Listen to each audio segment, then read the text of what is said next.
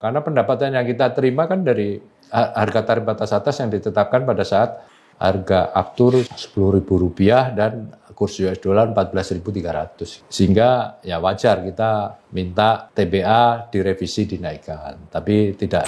Maskapai ini dalam kondisi keuangannya merah semua.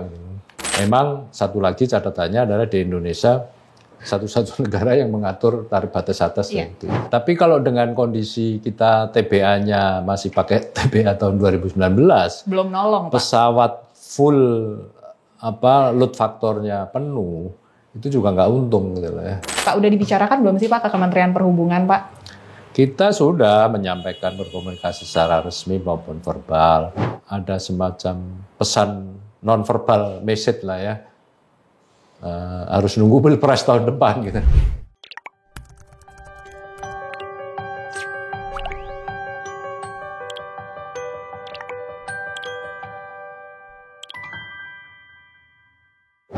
Halo Tribuners, jumpa kembali bersama saya Fiatiokoni Billy. Tapi saat ini kita mau ngomongin masalah ekonomi nih Tribuners. Di sektor ekonomi mengenai penerbangan Indonesia. Spesifikasinya soal tarif pesawat Tribuners. Jadi Asosiasi Perusahaan Penerbangan Nasional Indonesia atau INAKA mengusulkan agar tarif batas atas atau yang biasa disingkat dengan TBA dihapus dan besaran harga tiket pesawat itu nantinya akan mengikuti mekanisme pasar.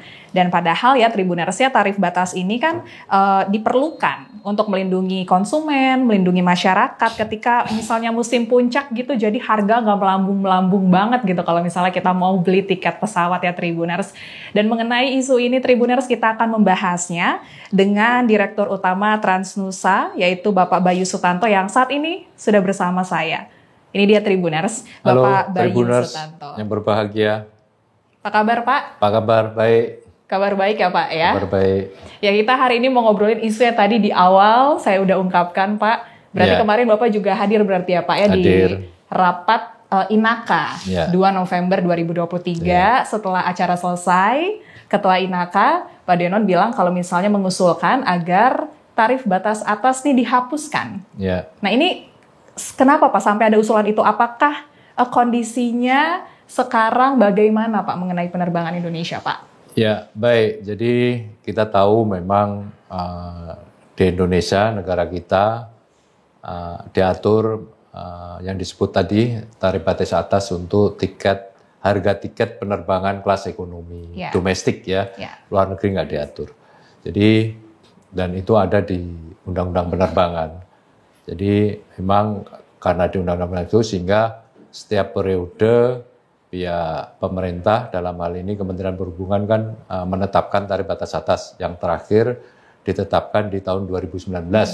Pada saat itu ada dua komponen memang di dalam penetapan tarif batas atas tadi yaitu harga aftur yang tentu kita tahu dipengaruhi oleh harga minyak dunia juga karena harga aftur itu paling mudah kita ngecek di harga Pertamax atau harga Shell Super gitulah kalau harga bensin gitu ya mirip-mirip harganya.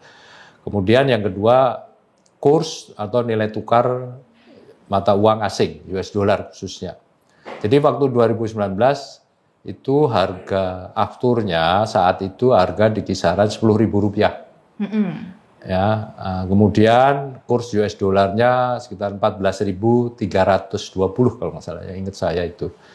Sehingga dalam perkembangannya bukan hanya di tahun ini sebenarnya sudah sejak tahun yang lalu ada kecenderungan harga fuel sudah naik tinggi ya bahkan di Cengkareng yang harga paling murah di Indonesia harga afturnya sudah 15.000 lebih gitu. Artinya kan dibanding tahun 2019 kan ada kenaikan 50%. Gitu.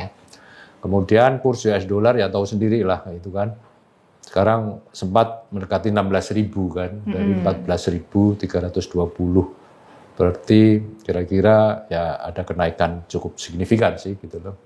Itu yang membuat kita selain beban dari akibat pandemi tahun yang lalu, maskapai ini dalam kondisi keuangannya merah semua. Gitu. Karena harga aftur, karena apa? Karena pendapatan yang kita terima kan dari harga tarif batas atas yang ditetapkan pada saat harga aftur Rp10.000 dan kurs US dollar 14.300 gitu. Sehingga ya wajar kita minta TBA direvisi dinaikkan, tapi tidak diperkenankan, sehingga tahun yang lalu kan kita mengusulkan apa yang dilakukan praktis di negara-negara lain juga di internasional, yaitu fuel surcharge. Fuel surcharge itu kan tuslah atau tambahan biaya atau harga tiket karena ada kenaikan harga aftur yang luar biasa. Itu ya dalam praktis banyak dilakukan oleh penerbangan-penerbangan internasional pun banyak dilakukan, termasuk ya negara-negara tetangga kita gitu loh. Sehingga dengan kondisi itu kan sampai sekarang juga ya harga fuel surcharge-nya ada masih diberlakukan, tapi tetap nggak nutupi gitu dengan harga bahan bakar dan kurs US dollar yang sangat tinggi gitu loh. Karena komponen kurs mata uang asing untuk biaya penerbangan itu cukup tinggi ya. Mungkin hampir 90% ya. Mulai dari sewa pesawat, suku cadang, training, insurance, ya itu semuanya pakai patokan biaya dalam US dollar. Sementara kan pendapatannya rupiah kalau domestik ya. Memang sehingga ada beberapa maskapai yang memang ya terbang ke luar negeri karena tidak dibatasi, terserah sesuai mekanisme pasar aja gitu. Memang satu lagi catatannya adalah di Indonesia satu-satu negara yang mengatur tarif batas atas itu. Jadi itu alasan situasinya seperti itu yang membuat kita di rapat umum anggota INAKA minggu yang lalu, Ketua Umum INAKA menyampaikan ya usulannya kalau bisa ya di best practice seperti dia berlaku di negara-negara lain itu TBA ada. Tapi kan kenyataannya TBA masih ada, sehingga ada beberapa pengamat ya nggak mungkin menghapuskan TBA karena itu harus mengharuskan undang-undang. Tapi ya kalau memang kita negara atau pemerintah niatnya mau memperbaiki industri ini ya tentu harus dirubah juga dong gitu loh. Siap Pak. Poinnya berarti tadi ada di dua tadi ya Pak ya, harga aftur sama nilai tukar yang terus melambung. Dan di luar kontrol. Di luar kontrol ya Pak ya. Laporan merah juga masih terus sampai sekarang ya Pak ya, keuangan ya Pak ya. Walaupun ini kan kita melihat orang wisata di domestik udah mulai ningkat nih Pak. Benar. Tapi kalau dengan kondisi kita TBA-nya masih pakai TBA tahun 2019. Belum nolong Pak. Pesawat full load faktornya penuh, itu juga nggak untung gitu lah ya. Apalagi pulangnya kosong gitu kan. Kalau peak season kan cenderungnya begitu kan. Oke, jadi masih belum nolong ya Pak ya, walaupun ini perkembangan wisata di Indonesia laporannya udah bagus gitu ya Pak. Bagus memang. Nah terkait dengan usulan tadi Pak, udah dibicarakan belum sih Pak ke Kementerian Perhubungan Pak? Kita sudah menyampaikan berkomunikasi secara resmi maupun verbal. Yang pertama tentu kita ya secara realistis dengan kondisi peraturan yang ada kan ya TBA kan. Kita udah berapa kali rapat mengusulkan ya dengan Direktorat Jenderal Perhubungan Udara ya mungkin rapat terakhir 3 minggu yang lalu lah kita juga disuruh mengusulkan gitu loh. Tapi ya kelihatannya ada semacam pesan non-verbal message lah ya. Harus nunggu Pilpres tahun depan gitu. Oh gitu. Jadi ini kayak ditunda setahun gitu ya Pak keputusannya. Ya kita tahu lah dalam kondisi mau Pilpres gini kan hampir semua kementerian tidak membuat keputusan yang tidak populer. Ini keputusan tidak populer, tapi ya kadang-kadang kan harus diambil kalau untuk mau memperbaiki industri ini, karena industri ini ya marginnya sangat tipis sekali. Jadi kalau ada perubahan biaya yang di luar kontrol sudah langsung nggak biru lagi, merah terus. Oke, siap Pak. Nah tadi kan udah bilang ke Kemenhub, tapi seperti yang Bapak bilang tadi ya, kayaknya harus nunggu nih sampai pemilu 2024 selesai, dan rangkaian pemilu itu kan nggak pendek di Februari pas pemilihan doang Pak, masih ada sampai penetapan presidennya Oktober, November ya Pak ya. Nah kalau misalnya sampai nanti akhirnya ditolak-tolak juga Pak mengenai TBA ya, gimana apa Pak? Yang terjadi lainnya, jelas kita akan gunakan apa yang ada, fuel surcharge. Sebenarnya fuel surcharge itu kan aturan yang fleksibel lah gitu ya. Tapi di sini juga harus diatur oleh pemerintah. Kalau di negara lain sih ya bebas saja, terserah. Yang wajar berapa sih, yang penting nggak rugi kan gitu aja. Terus ya yang paling dilakukan yang menggunakan fuel surcharge atau akan terjadi banyak pelanggaran tarif. Mereka tetap jual di atas TBA gitu loh. Kalau misalnya dihapus kan berarti kan ini kan nggak ada yang dilanggar. Bakal ada kenaikan tiket pesawat gitu Pak. Tapi kan kita tahu ya Pak, masyarakat Indonesia doyannya yang murah-murah gitu Pak, yang diskon-diskon. Enggak juga sih. Jadi gini, sekarang segmen yang naik pesawat tuh segmen ekonomi apa sih? Kan middle up kan.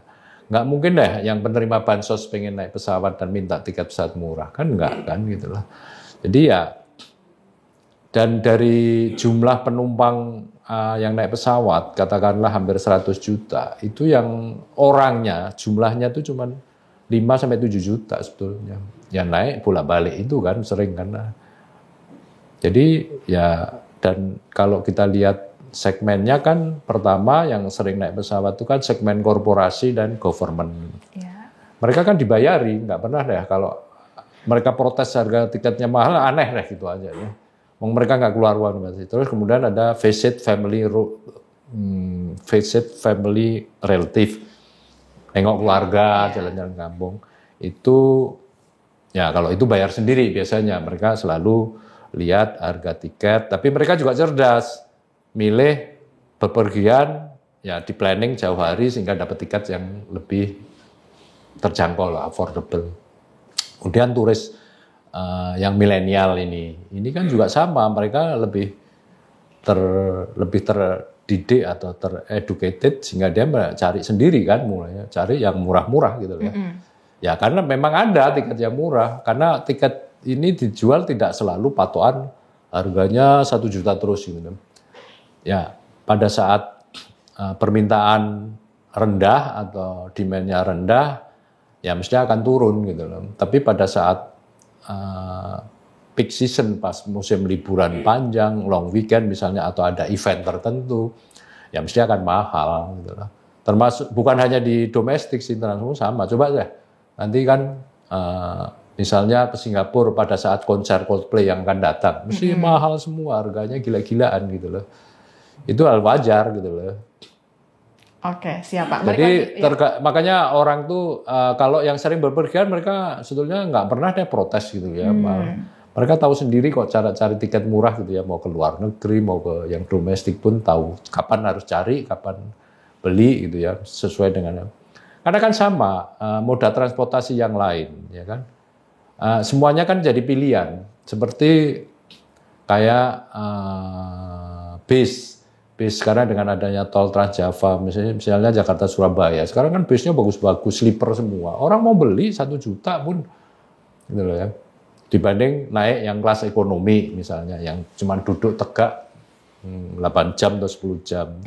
Kereta juga gitu, harga tiket kereta yang kemarin diluncurkan kan, yang Taksaka ke Jogja itu kan, yang cabin suite itu kan harganya hampir 2 juta tuh. Dibeli juga, habis juga gitu. Jadi semua kan punya segmen, makanya kita harus berhenti. Kalau memang untuk segmen masyarakat di pulau atau daerah terpencil yang tidak ada moda transportasinya maupun infrastruktur transportasinya terbatas, ya memang tugas negara kan, misalnya yang masuk klasifikasi 3T kan, terluar, tertinggal, terpencil gitu ya. Ya itu kan pemerintah juga sebetulnya sejak puluhan tahun sudah ada program yang disebut dengan penerbangan subsidi itu kan. Jadi pemerintah dalam hal ini mencarter pesawat, yang memang pesawatnya juga kapasitas yang kecil sih memang. Karena memang jumlah penduduk di wilayah terpencil itu kan nggak banyak ya. Dan yang mau bepergian juga nggak banyak. Sehari mungkin dari satu kota itu paling puluhan orang, kadang nggak nyampe. Ya bisa dihitung lah gitu, sehingga itu yang dilakukan oleh pemerintah untuk mensubsidi melalui penerbangan subsidi perintis tadi. Oke, siap Pak. Nah kalau misalnya tadi balik lagi ke Tapi apa iya penumpang yang suka jalan-jalan ke Bali disubsidi, itu kan juga lucu kan. Oke, siap Pak. Ini balik lagi ya Pak ya ke soal TBA tadi ya Pak ya, tarif batas atas Pak. Nah itu kalau misalnya tadi Bapak udah bilang ke Kemenhub, kembali lagi soal Pilpres, dan Bapak tadi juga mengenai full charge juga Pak. Nah kalau misalnya ada ini nggak sih Pak, kayak hitung-hitungan juga seandainya naik, nggak mengikuti mekanisme pasar tuh, hitungan kemarin berapa Pak? Ada bayangan gitu nggak Pak? Berapa persen kah dari yang sekarang atau gimana Pak? Naik gimana maksudnya? Naik tarif batas atasnya dinaikin, nggak yang sekarang gitu Pak? Waduh, angkanya lupa saya, harus lihat lagi. Maaf, nggak bisa nyampein karena nggak harus lihat yang diusulkan waktu itu berapa sih gitu ya. Memang terakhir kita pertemuan dengan kementerian juga waktu itu diambil jalan tengah di luar fuel surcharge yang masih berlaku. Ada revisi TBA yang ditetapkan di 2019, di mana ada beberapa rute yang penerbangan jauh, karena penerbangan jauh itu diasumsikan kan bahan bakarnya nggak lebih hemat. Sama dengan dan biaya operasinya karena landingnya juga 4 jam baru landing misalnya, itu kan lebih secara perawatan juga lebih murah dibandingkan yang jarak pendek. Kalau nggak salah waktu itu ada 2 rute jarak pendek misalnya Denpasar Lombok ataupun Jakarta Lampung, terus satu lagi mana lupa saya. Itu kan memang harga yang dipatok di TBA itu nggak sesuai dengan harga biaya yang harus dikeluarkan maskapai untuk menerbang rute pendek. Rute pendek itu malah lebih mahal. Lebih rugi ya Pak ya rute pendek? Iya, karena bahan bakarnya juga pesawatnya ngegas terus, ya kemudian turun, kemudian juga dia belum sampai tahap stabil, udah turun lagi kan. Iya. Kemudian juga jumlah landing dalam 1 jam itu mempengaruhi biaya perawatan. Semakin panjang penerbangannya, semakin lebih murah sebetulnya. Jadi penerbangan pendek itu enggak. Waktu itu rencana itu yang mau direvisi dinaikkan, yang beberapa rute jarak jauh mau diturunkan sedikit ya. Tapi nggak tahu waktu itu dari terakhir kita komunikasinya seperti itu. Nah mungkin ini Pak terakhir Pak kita bakal ngobrolin mungkin ada pesan gitu Pak mengenai kebijakan-kebijakan yang sekarang masih kayak harus dipertimbangkan lagi deh sama Kementerian Perhubungan. Ya kita kan selalu komunikasi, kami mewakili asosiasi, kita juga belajar dari negara-negara lain lah. Jadi ya kita harapkan dari pemerintah ini untuk lebih membuat regulasi yang kondusif bagi industri ini gitu ya. Sehingga karena kalau industri ini nggak kondusif, ya tentu perusahaannya banyak yang tutup atau keluar dan sebagainya. Kita ingin supaya konektivitas di negara kita juga, memang negara kita unik karena ada banyak pulau kan, dan posisi tingkat jumlah penumpangnya, jumlah penduduk itu kan kalau di transportasi mempengaruhi ya, berapa banyak transportasi itu di salah satu drivernya kan jumlah penduduk maupun tingkat ekonomi gitu. Memang beda-beda ya, memang kalau untuk saudara-saudara kita yang tinggal di pulau terpencil yang 3T tadi ya tugas negara lah tentu itu harus memberikan subsidi kalau memang moda transportasi lain nggak ada gitu. Oke. Dan bagi penumpang ya saya pikir penumpang pesawat ini kan lebih teredukasi gitu ya, jadi ya carilah dengan zaman sekarang kan, cari kapan kita akan terbang, harganya yang sesuai budget kita dan sebagainya. Termasuk misalnya beli saat ada travel fair itu kan juga sangat membantu gitu loh. Sehingga keperluan bepergian baik untuk jalan-jalan, menengok keluarga ataupun dinas karena bisnis ya bisa terpenuhi gitu. Tetap terjangkau lah dalam arti efisien.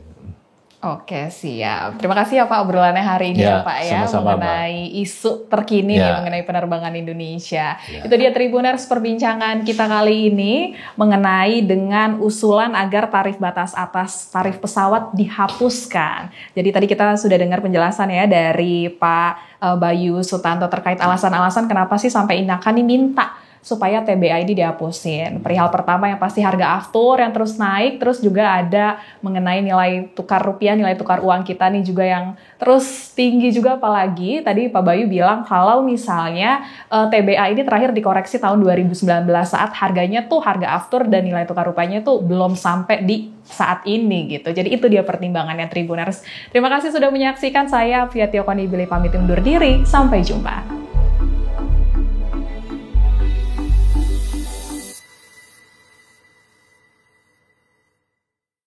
Terima kasih sudah nonton. Jangan lupa like, subscribe, dan share ya.